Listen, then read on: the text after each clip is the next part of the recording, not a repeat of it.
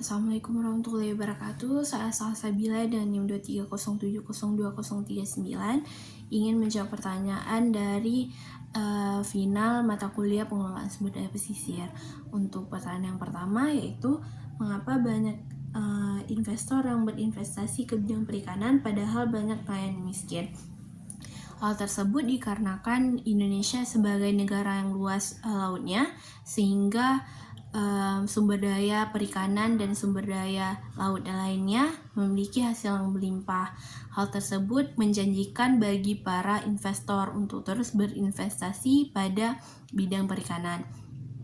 Sedangkan nelayan yang memiliki pendapatan kecil atau dikategorikan miskin, hal tersebut tidak dikarenakan oleh sumber dayanya yang kurang, melainkan dari tata kelolanya yang kurang bagus, kemudian modalnya yang sedikit, serta jaringan yang diakses oleh para nelayan ini tidak terlalu bagus.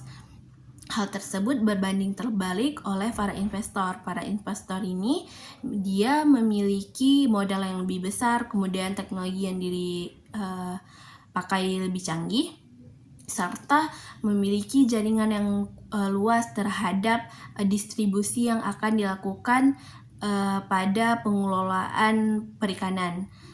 Sehingga dengan begitu, para investor akan mendapatkan keuntungan yang sangat besar dari investasi yang dilakukan pada bidang perikanan, karena ikan yang dihasilkan pada laut di Indonesia ini tentunya sangat banyak dan kemudian dikelola oleh investor yang dengan pengelolaan yang bagus, sehingga akan memiliki keuntungan yang sangat besar pula nantinya. Kemudian pertanyaan kedua, kaitan antara kelestarian mangrove dan kesejahteraan masyarakat pesisir. Tentu kesejahteraan masyarakat pesisir memiliki hubungan erat dengan pelestarian mangrove. Hal tersebut, mangrove sebagai tanaman yang mencegah abrasi sehingga melindungi tempat tinggal dari masyarakat pesisir. Hal ini tentu meningkatkan kesejahteraan bagi masyarakat pesisir. Kemudian mangrove ini sebagai habitat dari makhluk hidup di laut. Dengan begitu, sumber daya yang dimiliki oleh laut tentu akan terus dijaga karena adanya mangrove sebagai habitat yang baik. Hal ini juga akan meningkatkan kesejahteraan masyarakat di wilayah pesisir sebagai sumber daya laut ini sebagai mata pencariannya ataupun sebagai makanan pokok yang akan dikonsumsi oleh masyarakat pesisir. Kemudian mangrove ini sendiri dapat dijadikan sebagai wisata yang meningkatkan nilai ekologis bagi masyarakat pesisir, yang tentunya ekonomi masyarakat pesisir akan terus meningkat dengan adanya pariwisata mangrove ini sendiri.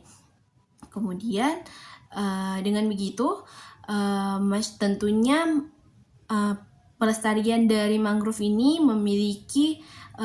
membawa dampak positif bagi kesejahteraan masyarakat di wilayah pesisir. Selanjutnya, armada masih didominasi oleh kapal kecil. Akibat yang akan ditimbulkan, armada kecil tidak dapat mengakses wilayah yang lebih luas. Ditakutkan dengan akses yang terbatas, para nelayan melakukan overfishing pada suatu tempat. Hal tersebut mengakibatkan tempat tersebut mengalami penurunan populasi yang sangat tinggi karena penangkapan ikan yang dilakukan secara besar-besaran pada suatu tempat karena akses ke tempat yang lain tidak bisa dilakukan. Itu merupakan akibat dari armada kecil karena tidak bisa mengakses wilayah yang lebih luas. Kemudian armada yang kecil ini ditakutkannya juga mengganggu keselamatan kerja karena armada yang kecil ini mudah terbawa oleh angin, sehingga keselamatan dari para nelayan ini ditakutkan lebih berbahaya dibandingkan dengan menggunakan armada yang lebih besar. Selanjutnya, pertanyaan selanjutnya adalah menjadi nelayan apakah merupakan cita-cita atau keterpaksaan? Menjadi nelayan pada umumnya saat ini merupakan sebuah keterpaksaan dibandingkan dengan cita-cita. Masyarakat yang tinggal, dilahirkan, dan tumbuh besar di wilayah pesisir menjadikan nelayan sebagai mata pencarian karena warisan atau kebiasaan yang telah dilakukan secara terus-menerus. Hal tersebut karena kurangnya pendidikan juga bagi masyarakat pesisir, sehingga masyarakat pesisir menganggap bahwa nelayan ini menjadi mata pencarian yang lebih menjanjikan daripada pekerjaan-pekerjaan yang lain yang mereka minati, karena mereka tumbuh besar dan lahir di daerah yang menjadikan nelayan sebagai profesi utamanya, dan tumbuh juga pada wilayah yang dikelilingi oleh pesisir, sehingga menjadikan mereka mau tidak mau harus menjadi seorang nelayan. Kemudian skill yang diharapkan setelah mengikuti mata kuliah ini. Skill yang diharapkan yaitu dapat mempunyai pengetahuan untuk mengelola sumber daya pesisir secara berkelanjutan, kemudian meningkatkan kesejahteraan dari masyarakat pesisir, kemudian mengelola kebersihan